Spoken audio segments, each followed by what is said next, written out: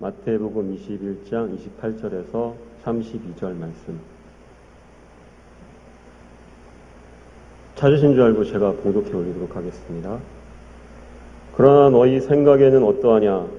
어떤 사람에게 두 아들이 있는데 맏아들에게 가서 이르되 예 오늘 포도원에 가서 일하라 하니 대답하여 이르되 아버지 가겠나이다 하더니 가지 아니하고 둘째 아들에게 가서 또 그와 같이 말하니 대답하여 이르되 실소이다 하였다가 그 후에 뉘우치고 갔으니 그 둘 중에 누가 아버지의 뜻대로 하였느냐?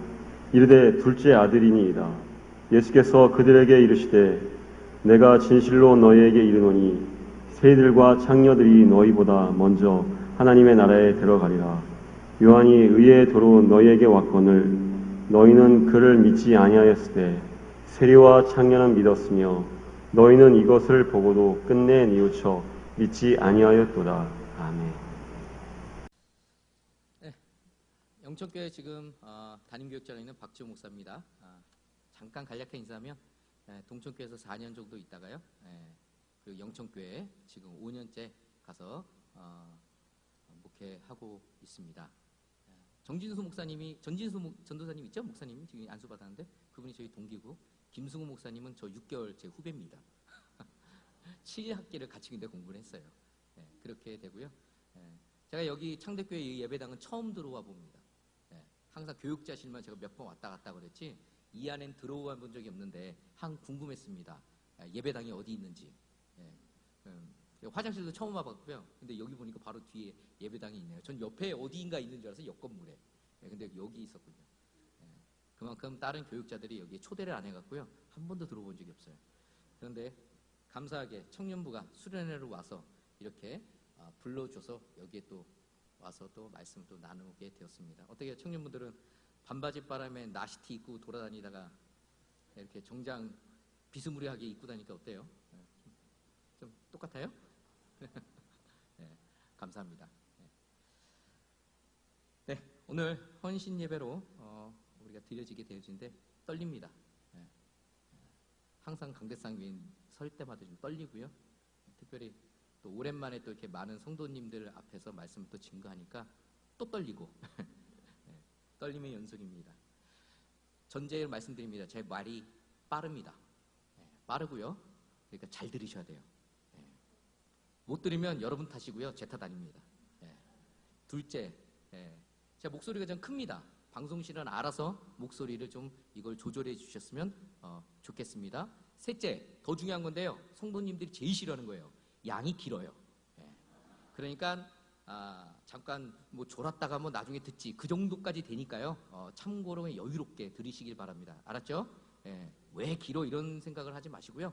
그 세 가지는 당부, 전제하에 말씀을 좀 나누겠습니다.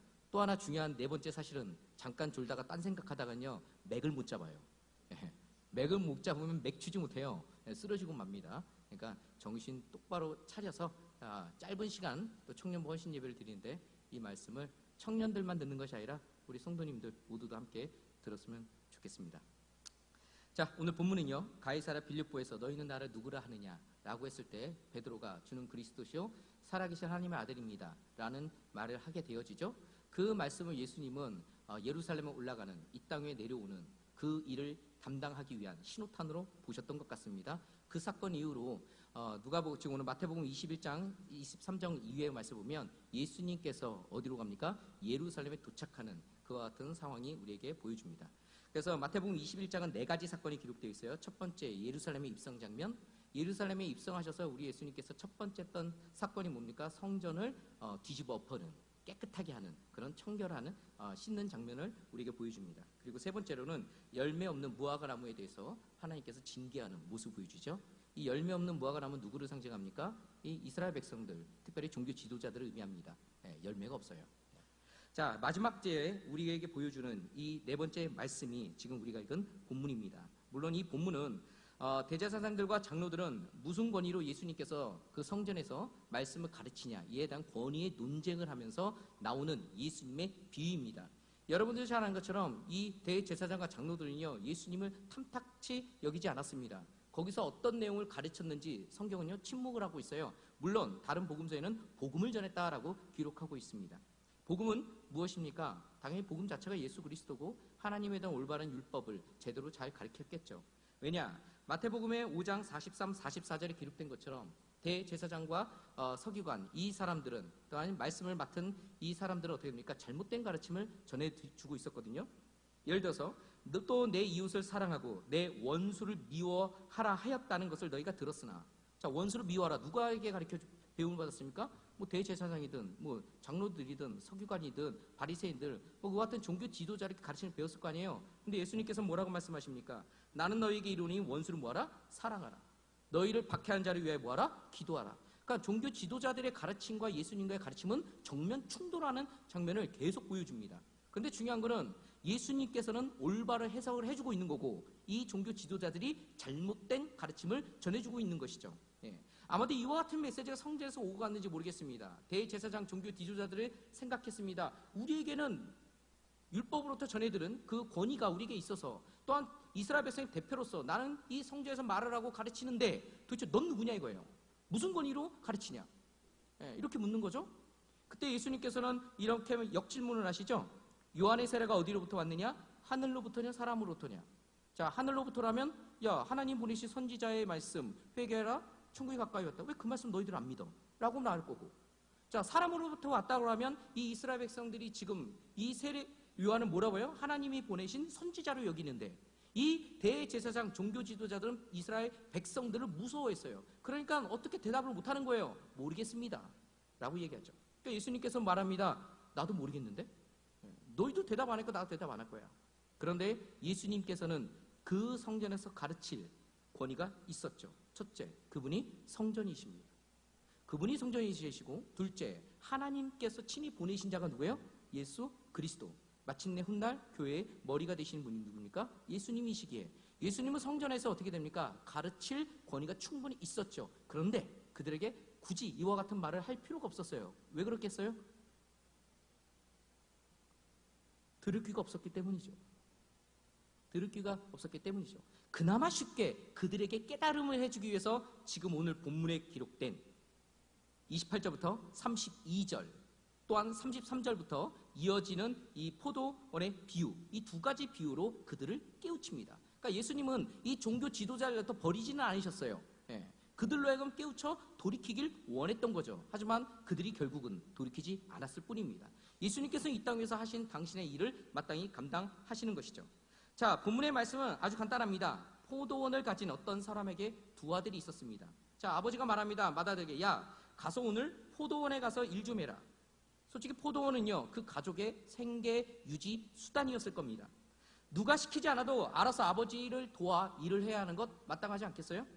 갈라디아서 4장 1절엔 이렇게 기록하고 있습니다. 아버지에게 유산으로 받기 전까지는 젊었을 때에는 종과 같이 일해야 한다.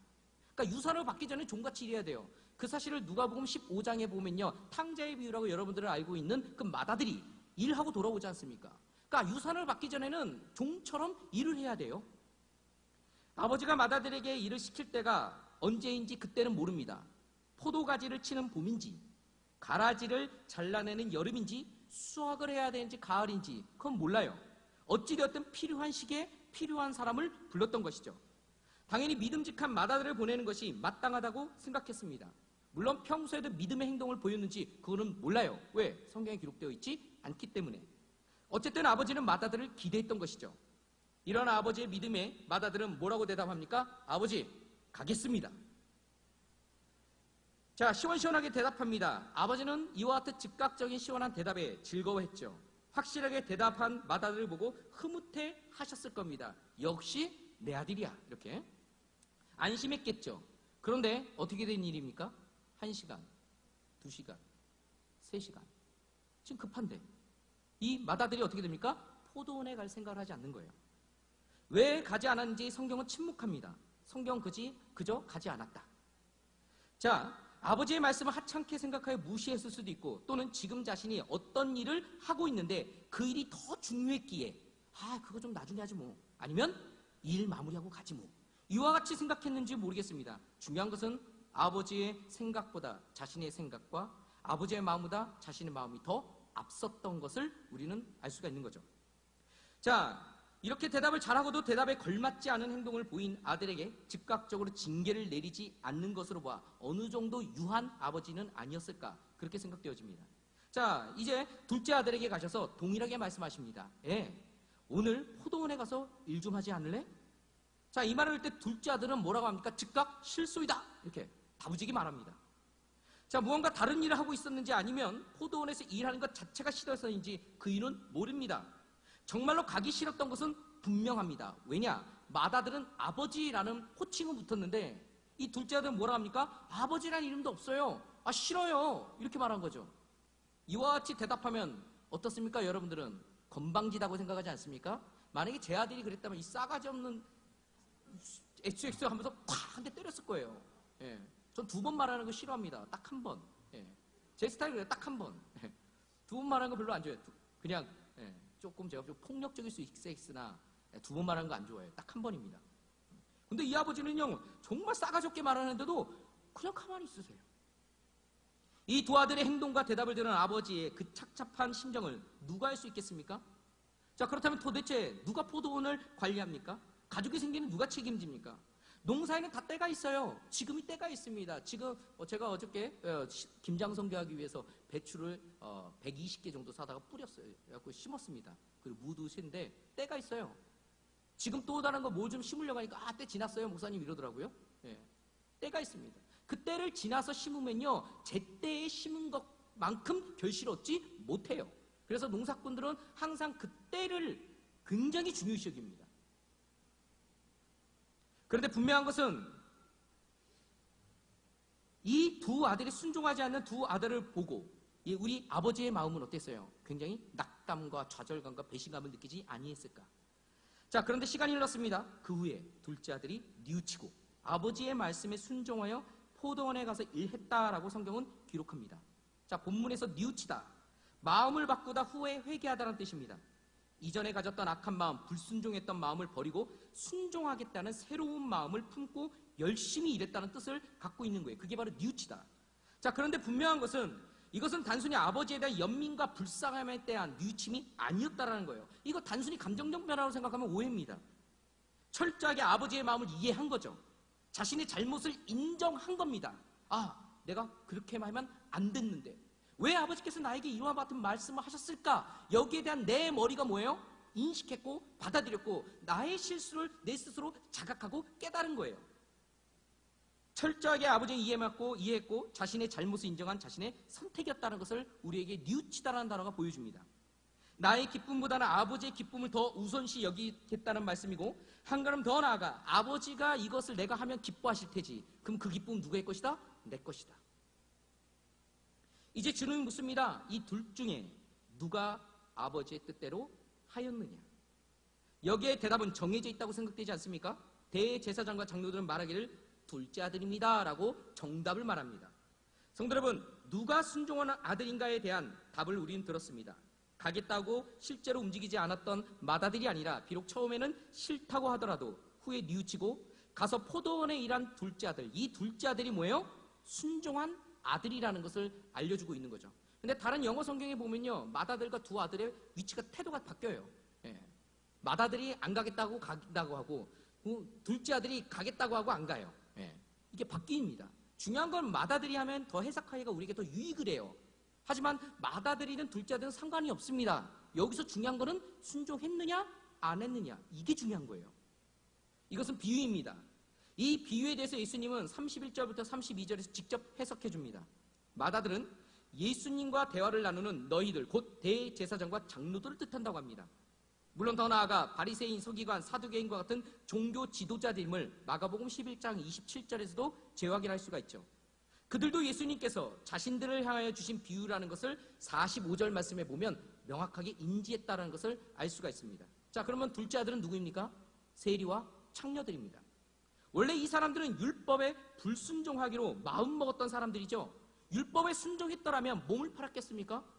율법에 순종했더라면 같은 동족에게 더 많은 세금을 부과하여 자기에게 이득을 취했겠냐 이거예요. 세리가. 이 직업을 가졌다는 그 자체가 물론 사회가 다양한 문제로 인해서 그녀가 몸을 팔라고 했으면 얼마나 그 사회가 힘들었겠어요. 몸을 팔 정도라면 내 이웃사랑하라는 그 하나님의 율법을 이스라엘 백성이 지키지 않았기 때문에 몸을 판 거예요. 이와 같은 다양한 이야기를 할 수가 있겠으나 지금 중요한 거는 어쨌든 그것을 선택했다는 것은 적극적으로 율법에 등을 지물 삶을 살겠다라는 강력한 자기 의지를 가지고 그 직업을 선택했다는 겁니다. 그래서 종교 지도자들과 유대인은 그들을 벌레 보듯 했죠. 그리고 결코 하나님의 나라에 들어갈 수 없다고 생각했습니다. 자신들은 율법에 따라 살지만 그들은 율법을 거부한 삶을 살았다고 믿었기 때문이죠. 자, 그런데 예수님께서 말씀하십니다. 너희에게 이르노니 세리와 창녀들이 너희보다 먼저 하나님의 나라에 들어가리라. 이거는 그들의 입장에서는 생각해본 적도 없는 거예요. 청천벽력과 같은 말씀이었죠. 충격이었습니다. 기가 찼겠죠. 그렇습니다. 대제사장과 서기관, 장로들 자신들은 율법을 철저히 지키며 하나님의 뜻에 부합한 삶을 살았기 때문에 천국은 누구의 것이다? 내 것이다. 따놓은 당산이다.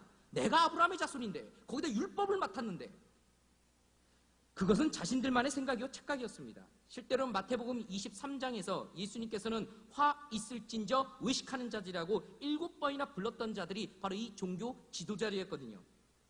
그들은 천지의 기상은 분별할 수 있었으나 정작 당 시대에 보내신 하나님의 선지자 세례 요한, 구원자여 메시아이신 예수님이 누구신지 분별하지 못했습니다. 그들의 율법을 따라 살았던 모든 행위가 자신을 위한 것이었지 결코 하나님을 위한 것은 아니었다라는 거예요. 진실된 마음에서 우러나오는 행동이 아니었기 때문에 하나님께서는 그것을 하나님의 뜻대로 행한 순종이라고 결론을 내릴 수가 없었던 것이죠. 그래서 불법을 행한 자들아 내게서 떠나가라 라고 말을 하실 수밖에 없었던 거예요.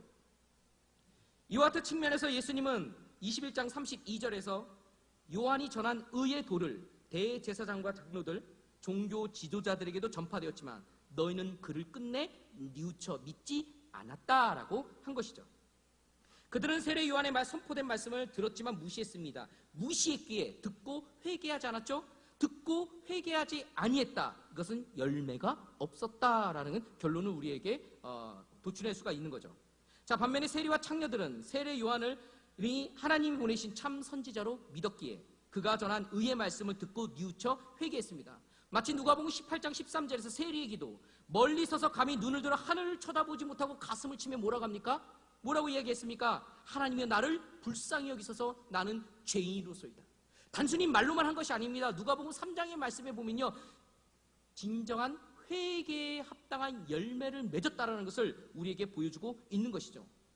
그들이 맺은 열매를 통해서 그들이 어떤 나무인지 좋은 나무이라는 것을 그들 스스로가 증명해 낸 것입니다.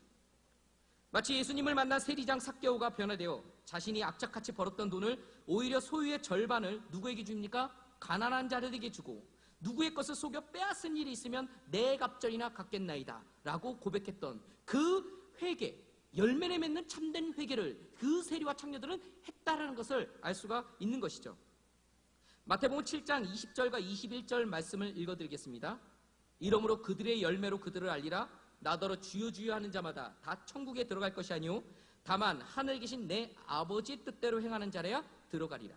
세리와 창녀처럼 돌이켜 회개하여 하나님의 뜻에 순종한 자가 누굽니까? 천국에 들어갈 것이다. 사랑하는 성도 여러분, 우리는 두 아들의 비유를 통해서 율법에 순종하고 하나님의 뜻에 순종하는 것 같지만 실제로는 적극적으로 끝까지 거자는 마다들, 곧 대제사장과 같은 종교 지도자들과 하나님의 말씀과는 거리가 먼 것 같지만 마침내 회개하여 돌이켜 하나님의 말씀에 순종하는 자리를 지킨 이 둘째 아들을 지금 곧 세리와 창녀를 살펴보고 있습니다. 자, 오늘 헌신 예배를 드리는 청년 여러분, 여기 함께 예배드리는 성도 여러분, 여러분은 어떤 자리에 서 계십니까? 스스로 점검해 보십시오. 여러분은 어떤 자리에 계십니까? 맏아들의 자리에 계십니까? 둘째 아들의 자리에 있습니까? 저는 오늘 헌신이라는 주제로 둘째 아들의 초점을 맞춰 여러분들에게 말씀을 전해드리고자 합니다. 자, 여러분들이 지금 드리는 헌신 예배에서 헌신은 도대체 무엇이냐? 어떤 일이나 남을 위해서 자신의 이해관계를 떠나서 몸과 마음을 바쳐 힘을 다하는 것이 헌신이라는 사전적 의미라고 합니다. 그러니까 나에게 이득이 안 되고 오히려 손해일지라도 누군가를 위해서 몸과 마음을 다 바쳐 희생하고 섬기는 모습, 이게 바로 헌신이래요. 그렇다면 성경은 무엇을 헌신이라고 하는가? 사사기 5장 2절 말씀에 보면 이스라엘의 영솔자들이 영솔하였고 백성이 즐거이 헌신하였으니 여호와를 찬송하라 라고 기록하고 있습니다. 자, 즐거이 헌신, 이게 바로 성경에서 말하는 첫 번째 헌신입니다. 기꺼이 즐거워하다는 단어입니다. 자발적인 자유의지, 자원재물, 마음대로, 즉 자유의지를 강조하는 것이죠. 떠밀려 하는 것이 아닙니다. 자신의 자발적 선택과 결단으로 하나님께 드리는 겁니다. 중요한 건 무엇이 담겨 있어야 돼요? 즐거움이 담겨 있어요. 즐거움. 성경에 언급하는 헌신은 자발적 즐거운 헌신입니다.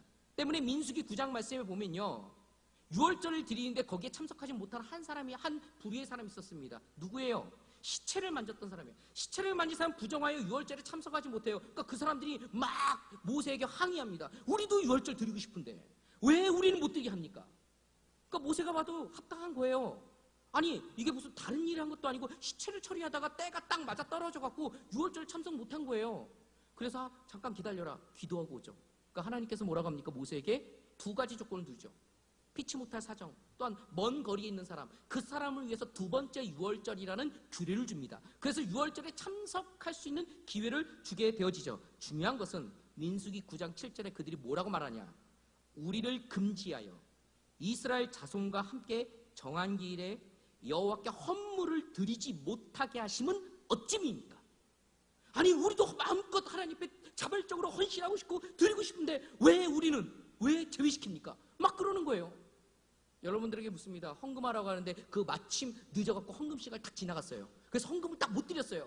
그때 여러분들 막 가슴을 칩니까? 내가 하나님 앞에 헌금을 드려야 되는데 못 드렸어요. 목사님, 제가 헌금을 좀 드리겠습니다. 여러분 그렇게 하세요?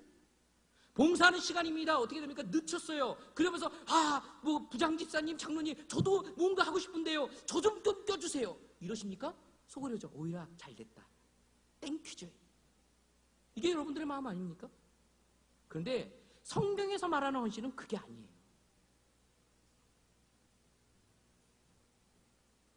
자발적으로 즐겁게 드리는 거죠. 그런데 더 중요한 것이 있어요. 자발적 헌신, 충성을 누구에게 하느냐? 출애굽기 32장에서 아론은 성난 이스라엘 백성에게 충성을 합니다. 그 아론이 만든 황금 송아지가 여호와인 줄 알고 이스라엘 백성은 그 황금 송아지에게 충성한다는 거예요. 모든 걸 바쳐버립니다. 생명과 같은 금기고리, 이 모든 것들을 다 바친다는 거예요. 따라서 헌신에서 중요한 것은 헌신, 충성의 대상이 누구냐? 이것이 바로 설정되어 있지 않으면 모든 것이 수포로 들어갑니다. 주여 주여 불러도 소용없어요. 주여가 도대체 누구냐 이거예요. 여러분들이 충성, 헌신, 자발적으로 즐거움으로 선택하여 뭔가 바치고 싶은데 그 대상이 누구냐 이거예요. 누굽니까? 마다들과 둘째 아들을 우리는 확인했습니다. 마다들은 아버지의 말씀에 순종하고 충성하는 것처럼 보였지만 실상 그의 충성과 헌신의 대상은 따로 있었습니다. 그 대상이 아버지가 아닌 다른 사람일 수 있고, 사회에 필요한 공적이든지 사적인 어떤 일 그 자체가 충성, 헌신의 대상일 수 있습니다. 마치 일 중독자처럼 말이죠. 또한 게으름과 같은 개인의 삶의 태도, 나 자신이 충성의 대상이었을 수도 모른다는 거예요. 중요한 것은 누가 아니었다? 아버지가 아니었다는 거예요. 결론적으로 우선순위에서 아버지는 밀려났습니다. 아버지의 말씀에 순종했다는 것은 마다들이 따로 더 중요한 외부적, 내부적 명령을 선택했다는 거예요. 아버지의 말씀에 불순종했다는 것은 자기의 충성의 대상이 무언가 따로 있었기 때문에 아버지의 말씀에 불순종한 거예요. 세상에 맡은 일일 수, 세상의 일일 수 있고 내 안에 있는 음성, 외부적, 내부적 요인이 다 있을 수가 있습니다. 성도 여러분, 누구의 말을 귀담아 듣고 거기에 충성하느냐가 나의 헌신 대상, 충성의 대상이 결정된다는 사실이죠. 창세기 3장 1절부터 5절의 말씀, 여러분이 잘 알고 있던 타락장이 기록되어 있습니다. 아담과 하와가 범죄하죠. 하나님께서는 분명히 선악을 알게 하는 나무의 열매를 먹으면 반드시 죽으리라 말씀하셨습니다. 하지만 하와는 사탄 곧 뱀이 뭐라고 말합니까? 야, 결코 죽지 않아. 오히려 하나님과 같이 될 거야. 이 말을 듣고 뭐예요? 그것을 더 신뢰하여 선악을 알게 하는 나무의 열매를 마침내 뭐예요? 따먹어 먹습니다. 하와는 하나님의 말씀을 버리고 사탄의 말을 선택했습니다. 여기에 강요가 있었나요? 사탄이 강요했습니까? 강요하지 않았어요. 그녀의 철저한 자기 선택이었습니다. 이것이 무엇을 의미합니까? 이미 그녀의 마음에는 사탄에게 충성하겠다고 결정한 것이고 그 결정을 행동으로 옮겨 따먹은 것입니다. 행동으로 악한 열매를 맺은 거예요. 아담은 더합니다. 하와는 아담에게 전해 들은 말이에요. 전해 들은 말. 창세기 2장 17절에서 하나님께서 아담을 만드시고 아담에게 명령한 거예요. 동산에 이거 다 먹어도 되는데 야, 중앙에 있는 선악을 알게 하는 나무 열매는 너 따먹지 마. 먹으면 반드시 너 죽어. 누구에게 줬어요? 아담에게 줬어요. 그러나 아담 또한 하나님의 말씀을 버리고 하와의 말을 듣고 따먹습니다. 하나님보다 충성의 대상이 누구인 거예요? 하와예요. 그래서 세계는 남자가 지배하지만 그 세계를 지배한 남자를 또 누가 지배해요? 여자가 지배하잖아요. 남자는 여자하기 나름이에요. 그겁니다. 그런데 더 중요한 건 뭐예요? 하와 뒤에 누가 있어요? 뱀, 사탄이 있는 거예요. 결국 아담 또한 보이지 아니하는 그 대상, 즉 사탄에게 충성했다는 것을 알 수가 있죠. 무엇을 통해서? 하나님의 말씀을 버림으로. 누구를 탓할 수 있겠어요? 반면에 둘째 아들을 보십시오. 둘째 아들의 헌신의 대상은 아버지였습니다. 분명히 거절할 때는 아버지라는 이름조차 부르지 않고 싫다고 단칼에 거절하며 무시했던 사람이 둘째 아들이에요. 그러나 둘째 아들은 그가 거절했던 아버지의 말씀을 마음에 담아두었다는 겁니다. 그리고 마침내 그 아버지의 말씀을 따라 뉘우쳐 돌이켜 아버지의 말씀에 순종하여 포도원에 갔지요. 이는 마치 예레미야 선지자가 내가 다시는 여호와의 말씀을 선포하지 아니하면 그 이름으로 말하지 아니하면 나의 마음에 뭐가 붙어요? 불 붙는 것 같아서 골수에 사무치니 답답하여 견딜 수 없다라고 했던 그 고백처럼 이 애야 오늘 가서 포도원에 가서 일 좀 하렴. 처음엔 싫다고 했는데 그게 그의 가슴에 뭐예요? 메아리 쳤던 것이죠. 뜨거워서 어찌할 수 없었던 것입니다. 비록 아버지라는 충성의 대상을 부르진 않았지만 그 아버지의 말씀에 순종함으로써 나의 헌신, 나의 충성의 대상이 누구인지 오늘 우리에게 명확하게 지금 제시해주고 있는 것이죠. 그 어떤 외부적 요인도, 내 생각과 감정의 내적인 요인도 더 이상 아버지의 말씀에 순종하는 것을 방해할 수 없었습니다. 싫다고 말한 상황이 이젠 정리가 돼버린 거예요. 둘째 아들은 지금 내가 헌신해야 할 대상을 바로 정했습니다. 그것은 누구였다? 아버지였다. 아버지라고 정해지자 나로 하여금 복잡하고 혼란스럽게 했던 모든 상황에 대해서 갈등할 필요가 전혀 못 느꼈던 겁니다. 사랑하는 성도 여러분, 여러분의 헌신의 대상, 충성의 대상 다시 한번 묻습니다. 누구예요? 청년 여러분, 누구예요? 누구의 말에 가장 큰 영향을 받고 누구의 말에 따라 여러분의 생각과 삶이 결정되는지 여러분 스스로 한번 생각해 보시길 바랍니다. 세상의 말입니까?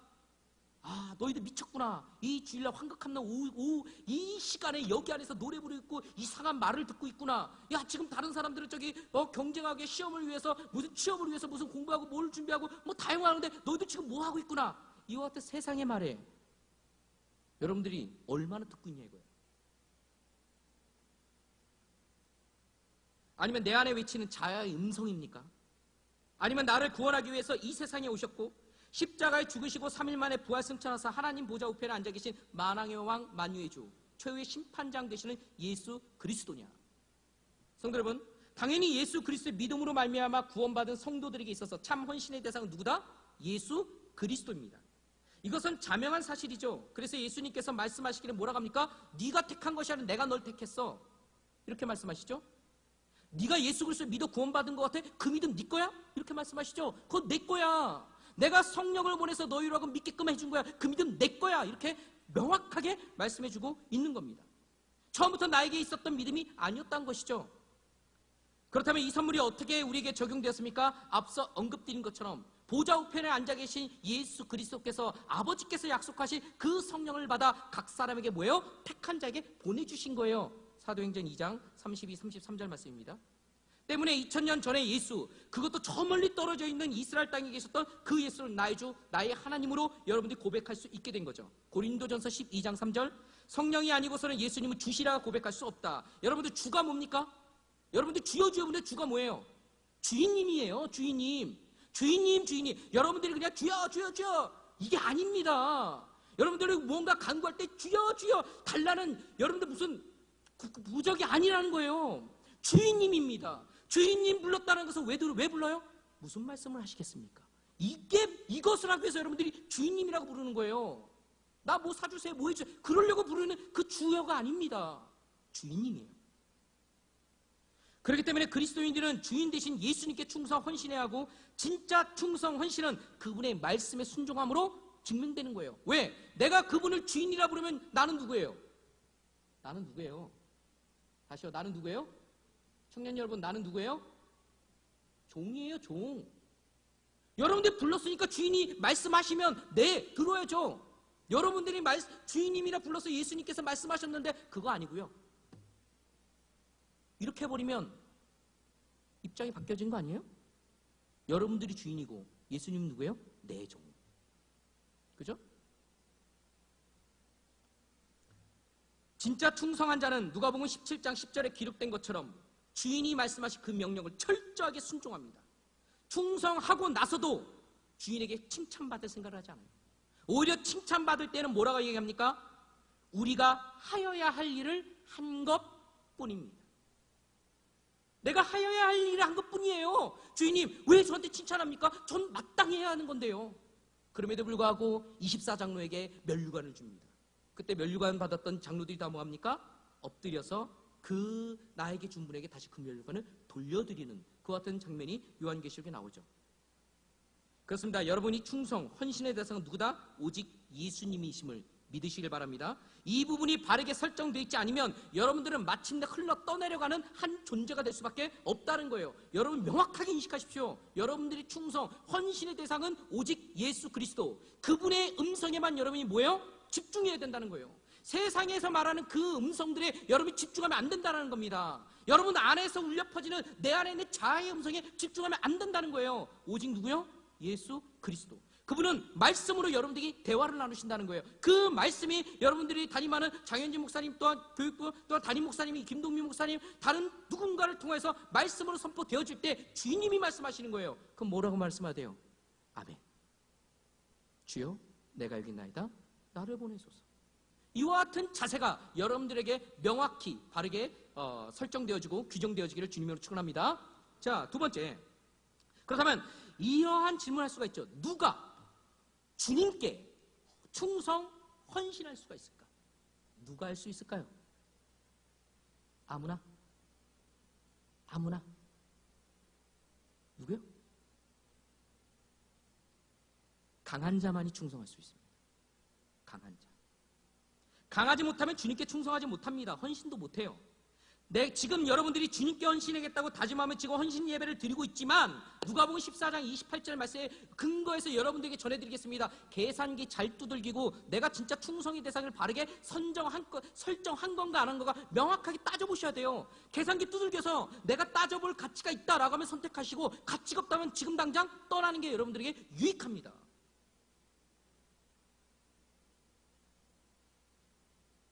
왜냐하면 주인 되신 예수님은 누가복음 14장에서 말씀하십니다. 부모, 자식, 친척, 심지어 자기 목숨보다도 더 나를 먼저 생각하는 사람만이 나를 따를 수 있다. 세상의 모든 물질에 대한 욕망과 소욕을 버리는 자만이 나를 따라올 수가 있다. 여러분들 지금 공부하고자 하는데 왜 공부합니까? 어떻게 해요? 좋은 직장 가서요? 돈 많이 벌고 싶어서요? 명예와 권력을 얻기 위해서요? 근데 주님께서 한순간 말씀하십니다. 야, 그거 포기해. 포기할 수 있어요? 설마 나에게 그 주님께서 그런 말씀하시겠어? 이거죠. 그거는 목회자들이나 하나님께서 주시는 메시지지. 그죠? 그렇게 생각하시잖아요. 대부분의 성도들이 그렇게 생각합니다. 왜 그렇게 생각하는데요? 어디 성경에 그렇게 써 있습니까?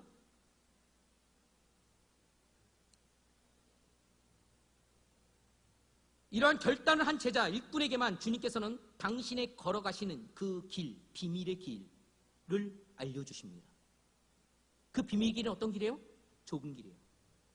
그런데 그 길이 좁아서 너무나 힘든데 거기다 뭐도 짊어지고 가래요? 야, 짜증 완전 나죠. 십자가도 짊어지고 가래요. 에? 좁은데 십자가까지도 짊어지고 나를 따르래요. 여러분들 다 포기하고, 인맥도 포기하고, 친인척 가족 다 포기하고, 세상의 물질력만 다 포기하고, 거기다가 좁은 길에다가 십자가까지 짊어지고 하는데 여러분들 계산기 잘 두드리시라니까요. 진짜 헌신하고 싶어요? 계산 잘 하셔야 됩니다. 그런데 더 중요한 것은 주님께서 요구하신 충성 헌신은 일시적인 충성이 아니라, 헌신이 아니라 십자가를 짊어지고 가는 좁은 길을 이 세상의 생명 다하는 그날까지 걸으라는 겁니다. 이해가셨죠? 여러분들이 충성하고 내 헌신할게요.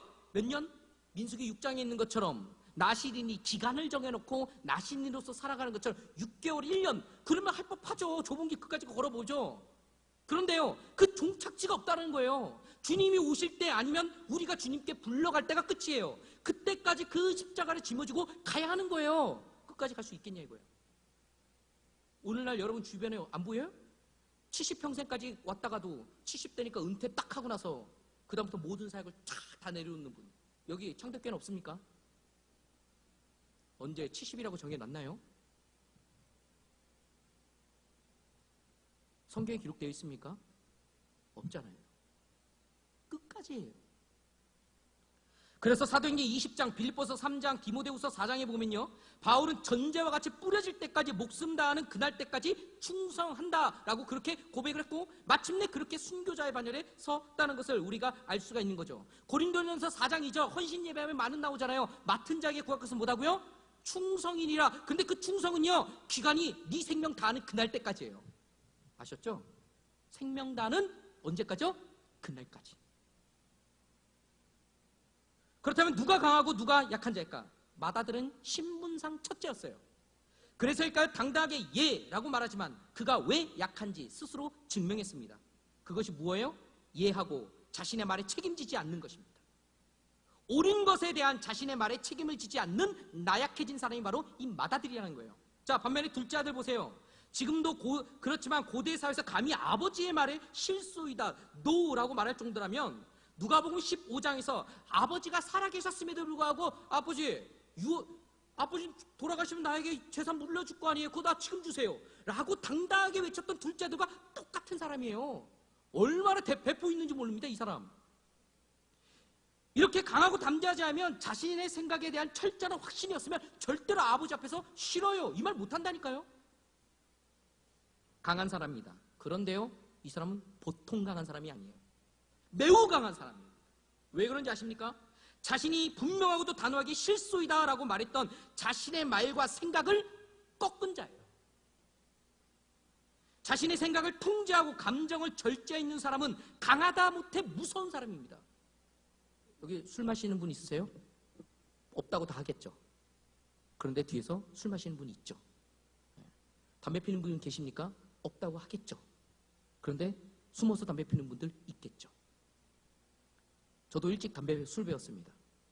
저는 13살부터 술 마셨고 중학교 1학년 때 담배 폈고요. 술은 뭐 23살인가 그때 끊었고요. 담배는 고2 때 끊었습니다. 근데 중요한 건 제가 술을 딱 끊었을 때 3개월 정도 끊으니까 애들이 3개월이 넘어가요. 물론 실수해서 제가 끊었어요. 술 주정 아시지 않습니까? 막 길바닥에 뭐 자빠져 자고 막 이상하게 됐어요. 그래서 내가 안 되겠다. 이거 안 되겠다. 내 스스로 너무 창피한 거예요. 하나님 때문에 그런 건 절대 아닙니다. 내 스스로 창피한 거예요. 그래서 술 끊어야겠다. 끊었어요. 3개월 때까지는 애들이 그래 너 잘 끊었어. 근데 3개월 넘어가자마자 이제 좀 마시지. 1년이 넘어가니까 지독한 놈 이러더라고요. 그래서 술, 담배 끊었다고 다시 돌이키는 사람이 수없이 많아요. 왜? 약해니까. 약한 자니까 자기가 했던 약속을 스스로 깨버린 거예요. 강한 자는 절대 깨지 않습니다. 둘째 아들은 자신의 정욕에 따른 생각과 말과 판단을 버리고 머리와 가슴에 진심 어린 뉘우침, 회개로 자신의 말을 뒤집어 아버지께 순종한 자예요. 이것이 성경에서 말씀하는 진짜 강한 자입니다. 성경에서 말씀하고 있는 진짜 강한 자는 외형적으로 강한 자가 아니라 충성이 되는 하나님을 위하여, 하나님의 기쁨을 위하여 자신의 생각과 감정과 지식과 경험, 이 모든 것을 꺾고 포기하는 사람, 이 사람이 뭐예요? 진짜 강한 자예요. 이와 같은 측면에서 오직 강한 자만이 진짜 하나님께 헌신할 수 있습니다. 강하지 않으면 뒤돌아서서 도망칠 수밖에 없어요. 마치 갈라디아서 3장 3절에 기록된 것처럼 너희가 이같이 어리석으냐, 성령으로 시작했다가 이제는 육체로 마치겠느냐. 실제 누가 그랬어요? 대마가 그랬잖아요. 바울이 1차 로마 감옥에 있을 때 같이 있다가 2차 로마 감옥에 있을 때는요, 세상을 사랑하여 나를 떠났다라고 얘기합니다. 바울은 예수님과 함께하고 있는데 바울 곁을 떠났다는 것은 결국은 그리스도를 떠났던 것과 똑같은 거예요. 사랑하는 성도 여러분, 강해지십시오. 청년 여러분, 강하지 않으면 더 강한 자에게 꺾이거나 사탄의 유혹에 빠져 삼손처럼 쓰러질 수밖에 없는 겁니다. 그 무리 위가 너무 좋아. 들릴라의 무리가 너무 좋죠. 그러니까 거기서 곤히 자는 거예요. 왜? 나약하니까. 아까운 시간과 재능, 열정을 허비하고 뒤늦게 돌아올 수밖에 없는 거죠. 나중에 돌아오더라도 그렇습니다. 지금 주어진 이 젊음을 가지고 여러분들이 강한 자로서 우뚝 서 있겠다. 다시 한번 결단했으면 좋겠습니다. 자, 중요한 건 그렇다면 어떻게 강해질 수가 있는가? 어떻게 강해진 자가 될 수 있을까요? 나도 강한 자가 되고 싶어요. 강한 자가 되게 기도하면 뭐 하나님이 그래 넌 강한 자다 확 보여줍니까? 그렇지 않아요. 둘째 아들을 제가 강한 자라고 한 이유는 아버지의 말씀을 기억하고 그 말씀을 마음에 품었기 때문입니다. 오늘 포도원에 가서 일을 해야겠다. 이 말씀이 둘째 아들의 마음과 생각은 완전히 뭐예요? 바꾸어 놓은 거예요. 그로에건 자신이 하고 싶은 것을 포기하게 했고 자신이 다른 곳에서 소비할 시간과 재능을 아버지를 위하여 사용하도록 바꾸게 된 계기가 뭐예요? 아버지의 말씀이었어요. 그 말씀이 그의 가슴을 뜨겁게 했고 마침내 돌이켜 아버지께서 명령하신 포도원으로 이끌어 가도록 만든 겁니다. 성도 여러분, 사사기 5장 2절에서 헌신이라고 표현된 성경 구절을 살펴보았죠. 자발적 기쁨으로 드리는 거다. 그런데 출애굽기 32장 29절에 나오는 부분, 그 헌신이라는 그 단어의 또 다른 뜻은, 단어는 달라요. 헌신이라고 우리 성경에 번역된 그 헌신은 채우다라는 말씀이 있어요. 출애굽기 32장 29절은 우상숭배에 관련된 내용이 아론, 우상숭배한 자들을 죽임으로 하나님을 만족시켰다. 하나님의 요구를 채워드렸다. 그런 뜻으로 헌신이 그곳에 쓰였습니다. 그렇습니다. 자발적으로 드리다는 뜻 외에 채우는 것이 헌신이에요. 둘째 아들처럼 아버지의 말씀, 곧 하나님의 말씀, 주님의 말씀으로 채워야 합니다. 그래서 시편 기자가 시편 119편 9절부터 11절에 청년의 때에 해야 할 것을 알려주고 있어요. 주의 말씀을 지키고 주의 계명에서 떠나지 말고, 더 중요한 것은 그러기 위해서 주의 말씀을 내 마음에 뭐 했다고요? 두었다. 주의 말씀을 내 마음에 두었기 때문에 지킬 수가 있었고 말씀을 떠나지 않을 수가 있었던 거예요. 나는 떠나고 싶은데 말씀이 떠나지 않도록 우리를 꽉 붙잡고 있는 겁니다. 하나님의 말씀으로 마음과 생각을 채우지 않고는 결코 강한 그리스도인 주님께서 인정하실 만한 헌신자가 될 수 없습니다. 왜냐하면 세상의 나를 유혹하는 달콤한 말, 인간의 기준으로 합리적이고 이성적인 말을 어떻게 이길 수 있겠어요? 내 안에서 울려 퍼지는 옛 성품이 우리의 속사람을 지속적으로 괴롭혀 마침내 쓰러뜨리는데 어떻게 이길 수 있겠냐고요. 사도 바울도 로마서 7장에서 속사람과 옛 성품이 어떻게 해요? 계속 싸워서 갈등하는 모습을 우리에게 보여주잖아요. 바울도 그랬다니까요. 여러분들이 바울보다 더 대단합니까? 하지만 이 모든 유혹을 이길 힘은 우리에게 본을 보이신 예수님이 보여주셨죠. 마태복음 4장에서 40일 동안 광야 금식 기도하신 예수님 앞에 사탄이 육체의 정욕, 이생의 자랑, 안목의 정욕, 이 세 가지로 유혹합니다. 그때마다 예수님께서는 사람으로 떡으로만 살 것이 아니요 하나님의 입으로 나오는 모든 말씀으로 살 것이다. 주 너의 하나님을 시험하지 말라. 주 너의 하나님께 경배하고 다만 그를 섬기라. 그리고 말씀으로 그 모든 유혹을 이겨내셨다라는 겁니다. 세상의 말과 내 안에 있었던 육체의 정욕의 말을 이길 수 있는 힘은 뭐밖에 없어요? 하나님의 말씀 외에는 없다는 거죠. 그 모든 이길 수 있는 힘은 말씀입니다. 하나님이신 예수님께서 100% 하나님의 말씀으로 채워져 계셨기 때문에 성령의 충만함, 사도행전 10장 말씀입니다. 십자가에 달려 죽으시기 전에 겟세마네의 동산에서 기도하시잖아요. 내 뜻대로 마옵시고 누구 뜻대로? 아버지의 뜻대로 되기를 원합니다. 이게 바로 하나님의 말씀으로 완전히 채워진 자만이 할 수 있는 이 자기 뜻을 꺾는 기도예요. 이 십자가에 죽으신 제사에 대해서 성경은 하나님의 뜻대로 단번에 자신을 드림으로써 하나님을 기쁘시겠던 제사, 만족시켜드린 제사라고 그렇게 평가합니다. 사도 바로 보십시오. 빌립보서 3장 5절과 8절 말씀에 보면 바울이 예수님을 만난 후에 자신을 유익하게 만들고 자랑하게 만든 모든 것을 뭐로 여겼다? 해로운 것으로 여기고 그 모든 것을 뭐로 취급했다? 배설물로 취급했다. 도대체 그 힘은 어디서 난 걸까? 사도 바울이라도 명예 싫습니까? 돈이 싫어요? 여러분들 사도 바울하고 권력 싫겠어요? 사도 바울이 예전에 뭐 신학자들 보면요 곱추에다가 매부리코에다가 되게 못생겼대요. 그런 사람에게 어떻게 솔직히 여자가 있겠어요? 그러면 돈이라도 있고 명예도 있고 권력이 있어야지 아름다운 여자들이 거의 꼬일 거 아니에요. 그런데 그 모든 것 뭐 했다고요? 배설물처럼 다 버렸다. 무엇이 그로 하여금 그렇게 만들었을까? 유대 사회에서 왕따를 당할 수밖에 없는 상황인데도 불구하고 어떻게 예수 그리스도의 제자로 만들 수 있었을까? 도대체 무엇이?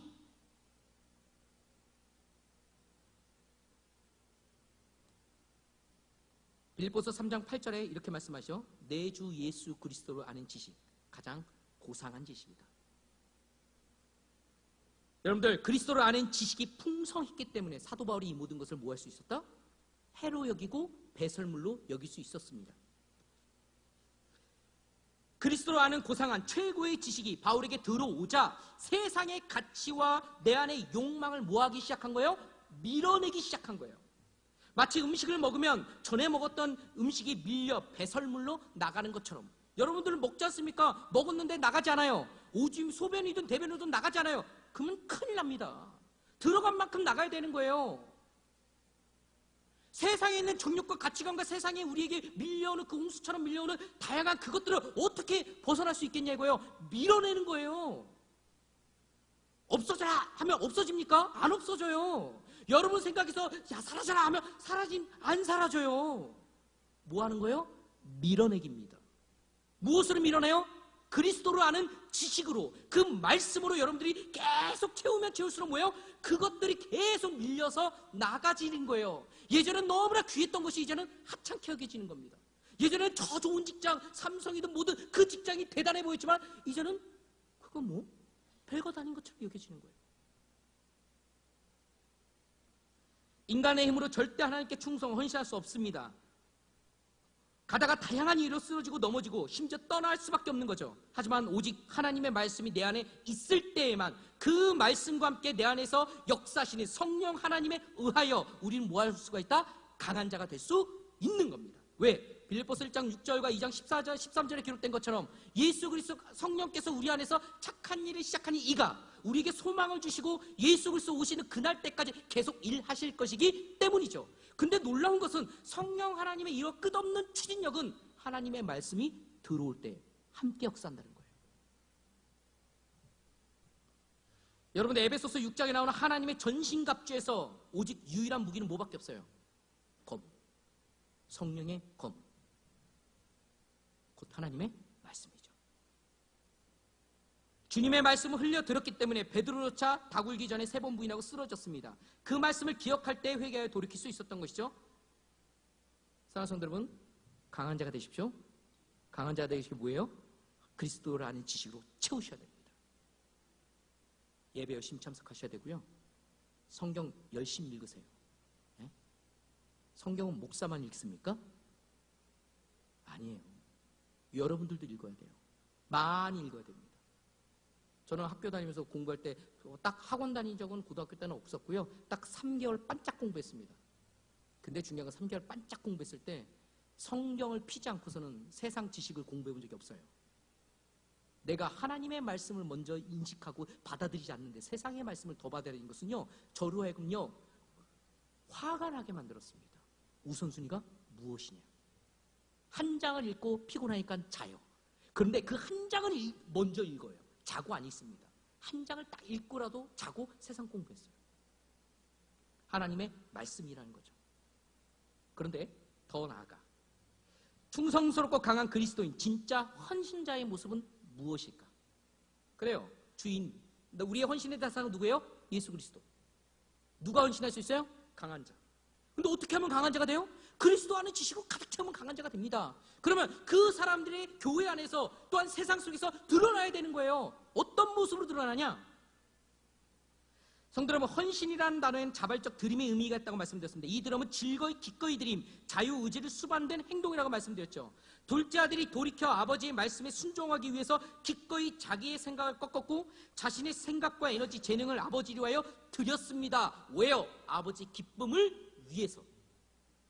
이렇게 둘째 아들이 강한 자, 충성스러운 자였는데, 강한 자는 강하기 때문에 오늘 둘째 아들이 우리에게 보여준 건 뭐예요? 누리지 않고 드린다는 거예요. 강한 자는 누리지 않습니다. 세상은 강한 자가 누리고 섬김을 받지만 그리스도인, 하나님께서 보시는 강한 자는요 정반대예요. 믿음이 강한 자는 믿음이 약한 자와 다릅니다. 충성스럽고 진짜 하나님께 헌신된 성도는 믿음이 약하고 충성스럽지 못한 성도와 전혀 다르다는 거예요. 강함은 들임이지 누림이 아닙니다. 누가복음 22장에서 너희 중에 큰 자는 젊은 자와 같고 다스리는 자는 섬기는 자와 같을지니라. 그러나 나는 섬기는 자로서 너희 중에 있느니라. 왜 예수님이 만왕의 왕, 만유의 주가 되신지 아십니까? 단순히 하늘에서만 만왕의 왕이요 만유의 주가 되십니까? 하나님 보좌 우편에 앉아 계실 때? 그럼 이 땅 위에서는요? 그때 왕이 아니었어요? 이 땅에서도 왕이셨어요. 무엇으로요? 섬김으로. 가장 낮은 곳에서 목숨을 바친 섬김으로 그분은 당신이 강한 자임을 증명해 낸 겁니다. 왜 다윗과 사울에서 다윗이 강한 자 아십니까? 다른 모든 사람이 다 어떻게 합니까? 자기의 권위만이었고 권리 앞에서 두려워 벌벌 떠면서 나는 왕이지 하면서 턱으로 사람 부릴 때 다윗은 뭐합니까? 자기의 목숨을 바쳤거든요.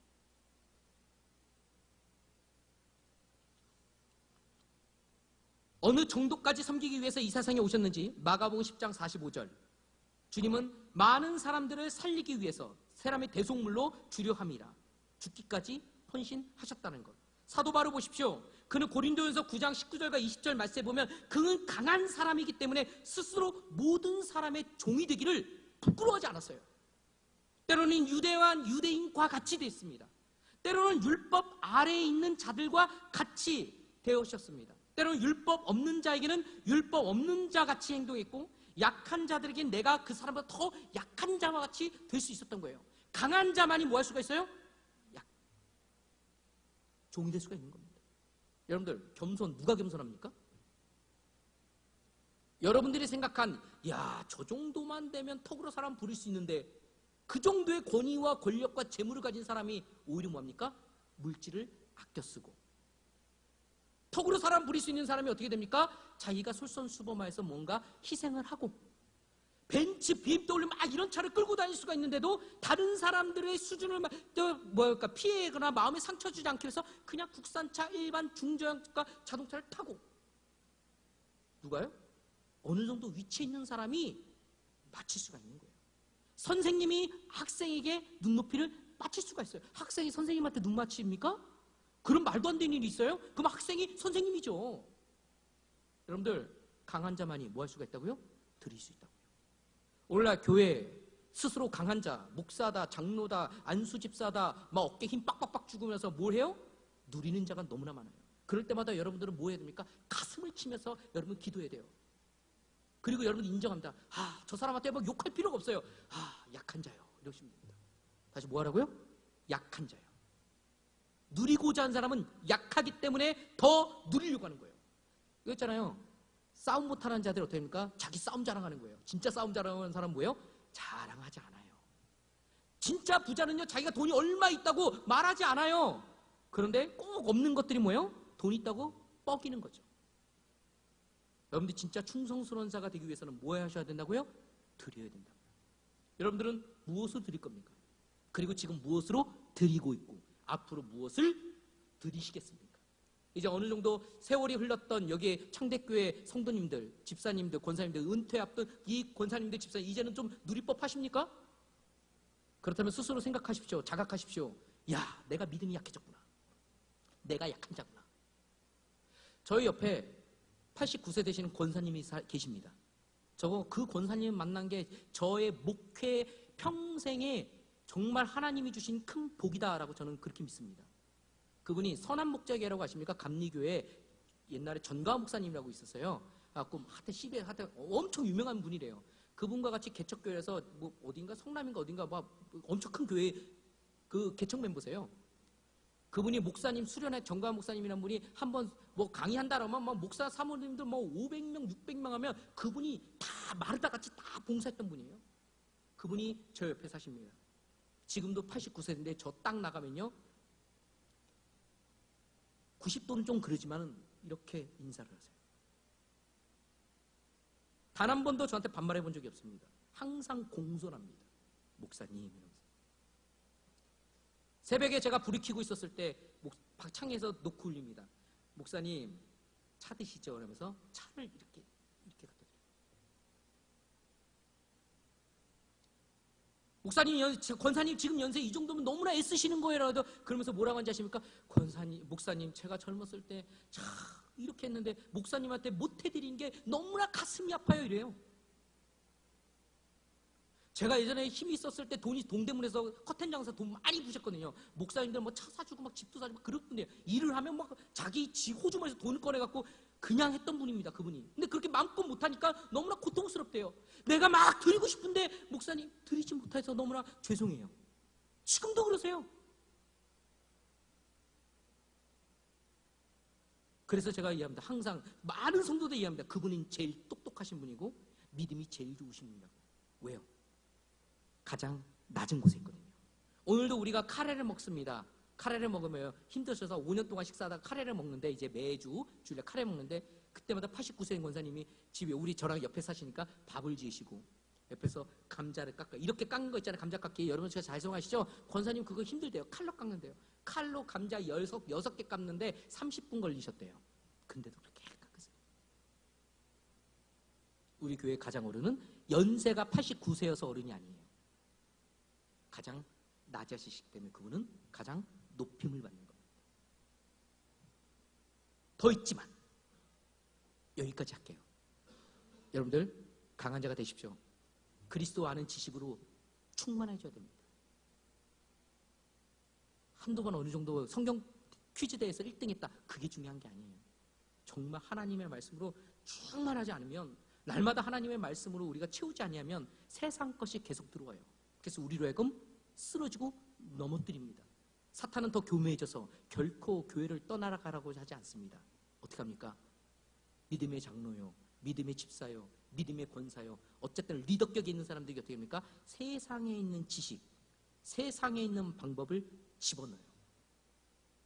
그리고 교회를 세상화 만들어버리는 거죠. 제일 좋지 않습니까? 교회를 세상처럼. 세상이 교회고 어우 사탄이 제일 좋아하는 거죠. 여기에 뭐가 없어요? 구별됨이 없다는 거죠. 기도하겠습니다. 좋으신 아버지 하나님, 청년부 헌신 예배로 지금 말씀을 전해드렸습니다. 아버지 하나님, 지금 청년들이 지금도 열심과 최선을 다해서 헌신하고 있습니다. 그러나 더 하나님 앞에 헌신하기를 위하여 이 시간 다시 한번 헌신 예배를 드렸습니다. 아버지 하나님, 정말 이 청년들이 강한 자가 되길 원합니다.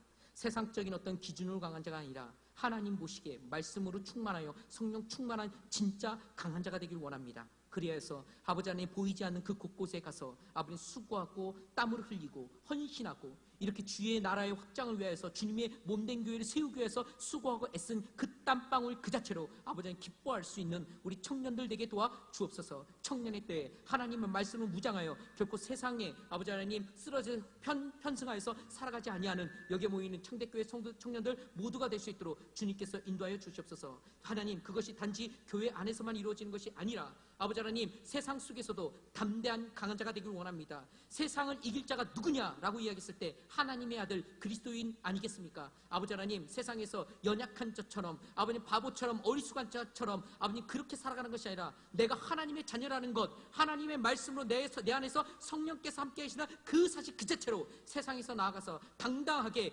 용감하게 아버지 하나님 그들의 아버지 하나님 세상의 기준과 가치를 모든 것을 깨어 부술 만한 아버지 하나님 담대한 청년 용사가 오늘 이 시간 되겠다 결단한 청년 되게 도와주시옵소서. 뿐만 아니라 여기 함께 모인 아버지 다른 장년부와 다른 아버지 성도들도 아버지 함께 이와 같은 결단하길 원합니다. 그래서 이 창대교회가 아버지 하나님 보다 영적으로 질적으로 양적으로 부흥성장하게 부족함이 없는 귀한 시간 되게 도와주시옵소서. 어떤 사람들도 이곳에 들어왔을 때 아버지 하나님 라마나요스의 은혜가 넘치는 이 교회에 들어와 믿음이 연약한 자가 믿음이 강해지고 아버지 하나님 슬퍼했던 자가 기쁨이 넘쳐나는 연약한 자가 더 강해지는 그래서 서로 섬기고 서로 사랑하고 서로 교제하고 떡을 떼는 그런 아름다운 귀하고 복된 공동체가 되어지기에 부족함이 없는 창대교회 되게 도와 주옵소서. 예수님의 이름으로 기도드립니다.